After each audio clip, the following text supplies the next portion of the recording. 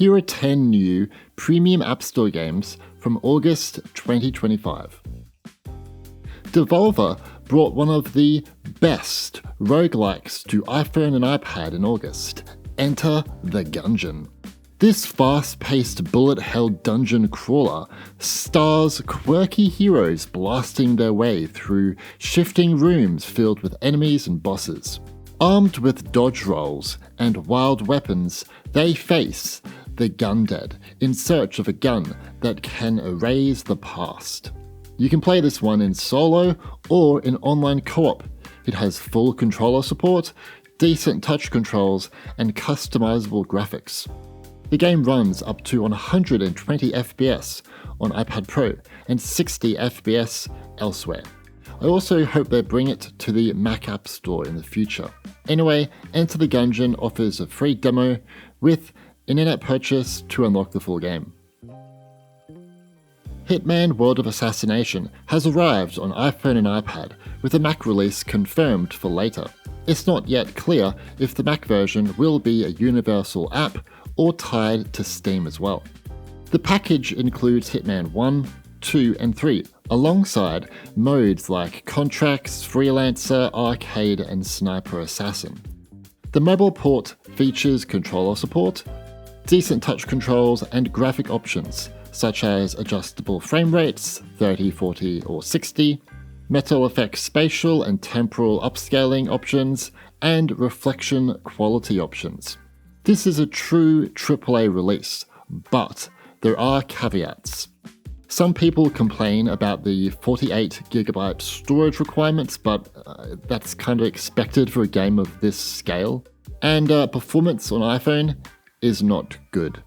On my iPhone 16 Pro Max, it often struggles to hold 30 FPS, with freezes and audio issues, making it, in my opinion, borderline unplayable in some scenes.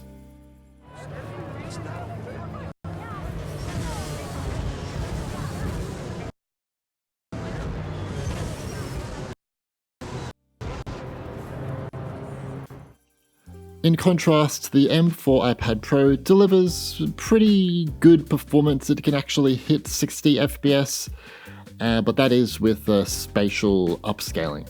Luckily, there is a free demo that lets you test performance yourself, so you can see if it runs well for you. Hitman World of Assassination requires a device with an A17 Pro chip or later. Originally announced for mobile back in 2022, Tabs has finally arrived on iPhone and iPad. This quirky, physics-based strategy game lets you build armies of goofy units and watch them clash in chaotic ragdoll battles. The mobile version includes campaign, sandbox, multiplayer, custom content, and access to workshop downloads, though direct uploads like on PC aren't currently supported. Players can adjust graphics and play up to 120 FPS. I strongly discourage you try this and actually just cap the frame rate at 30, as enabling a high FPS really tanks performance for the large-scale battles. Still, even if you're only getting like 30 FPS, for this type of game it doesn't really matter, it's just a fun, weird, silly game. Currently, the game requires an internet connection to play too. Hopefully offline play can be added later. Tabs requires an iPhone or iPad with 4GB or more of RAM for the best experience. After being announced for Mac back at WWDC 25, Life Simulator inZOI has dropped for Mac on the App Store and Steam.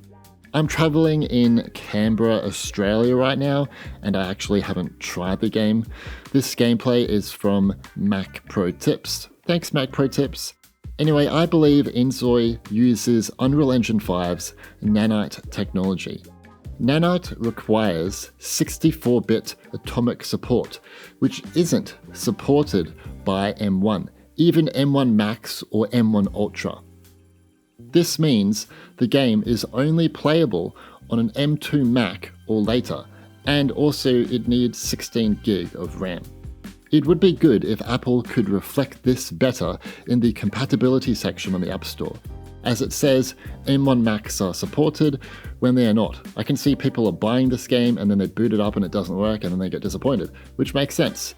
Thankfully, the dev does point this out in the App Store description, but most people don't even read App Store descriptions.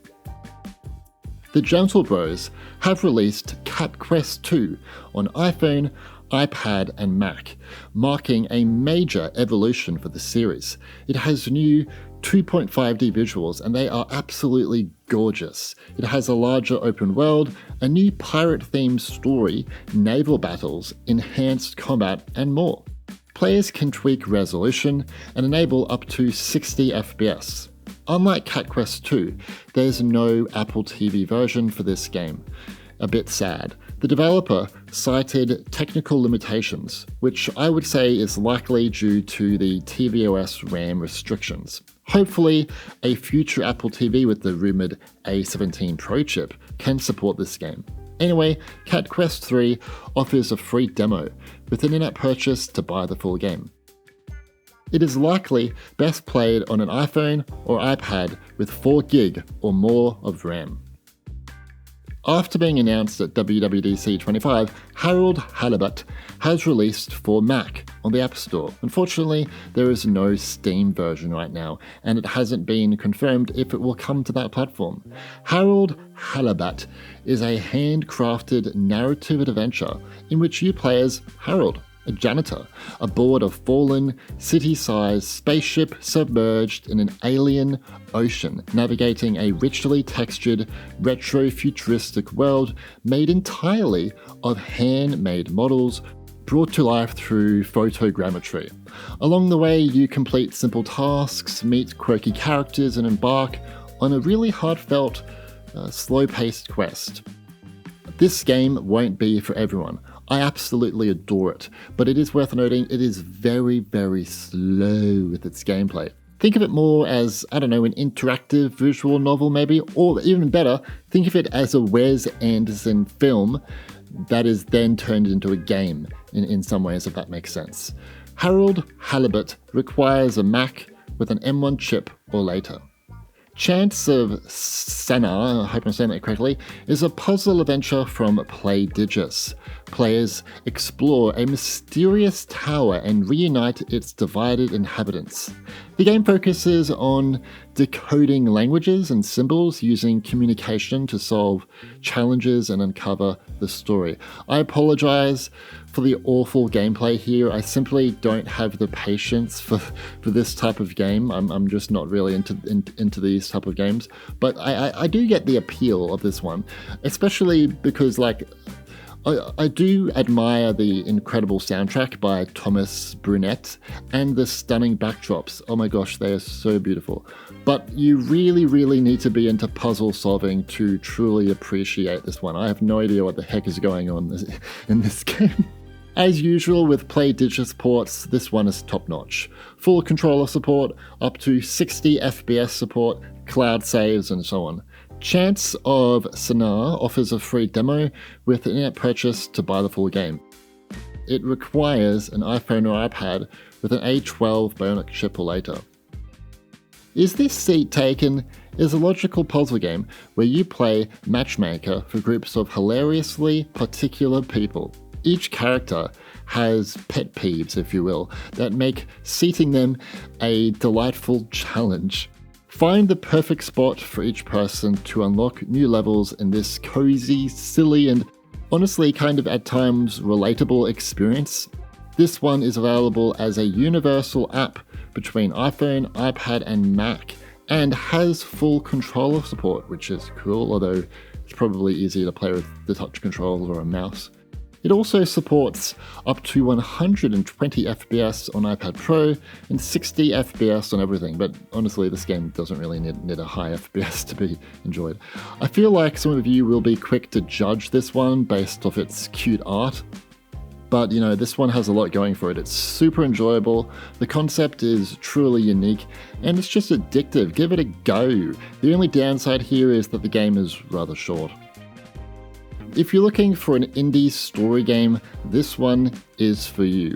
Snufkin, Melody of Moon in Valley is a story-rich musical adventure where you play as Snufkin, returning to Moon in Valley to restore harmony disrupted by the authoritarian park keeper. Using your harmonica, you dismantle oppressive structures, solve environmental puzzles, and befriend over 50 characters in this beautifully illustrated open world. While the game is probably more aimed at kids, adults can enjoy it. I had a good time, especially if you're nostalgic about Moomin storytelling or the cartoons of this franchise. It's also just really relaxing to play, and the art here is gorgeous, and apparently it's very true to the Moomins franchise. I don't really follow Moomins or know what the heck it is, but apparently it is. Snufkin, Melody of Moon in Valley offers a free demo with an in-app purchase to buy the full game. It is available on iPhone, iPad and Mac as the iPad version. Our last game to look at is Worms Across Worlds on Apple Arcade.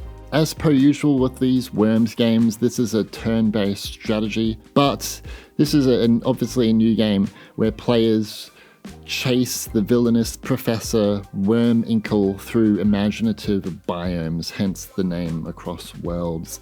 The campaign mode features over 100 missions set across 12 chapters. You can play a quick match against an AI opponent, you can play in local multiplayer with up to 4 team battles, and you can try out Practice Arena. Sadly, there is no online multiplayer currently, which is really disappointing. I really do hope this can be added. But otherwise, it's the classic Worms game combined with fresh, colourful worlds. There hasn't really been a mainline Worms game, I think, since 2016, and this one is actually pretty decent. 2 quick bonus games for you. Exit the Gungeon. It was originally released on Apple Arcade in 2019 and then removed from the service in 2024, but now it's available as a paid game on the App Store. It is a small spin-off dungeon climber immediately following the adventures of the misfit Gungeoners. This port also includes a Mac version, unlike Enter the Gungeon. It's nowhere near as good as Enter the Gungeon, but it's still worth checking out if you're into this series. It also offers a free demo.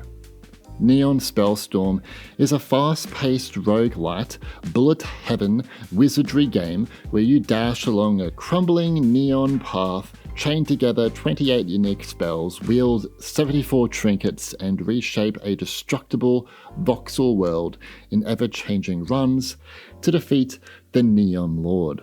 Neon Spellstorm offers a free demo. It is available on iPhone, iPad and Mac as the iPad version.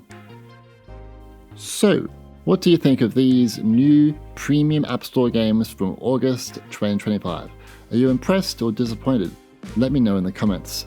Personally, I think August delivered another fantastic month for high quality games, especially on mobile. With the new iPhone 17 models probably, very likely, obviously arriving later in September, I expect even more high quality games to hit Apple devices soon. Anyway, my name's Stewie and thanks for watching.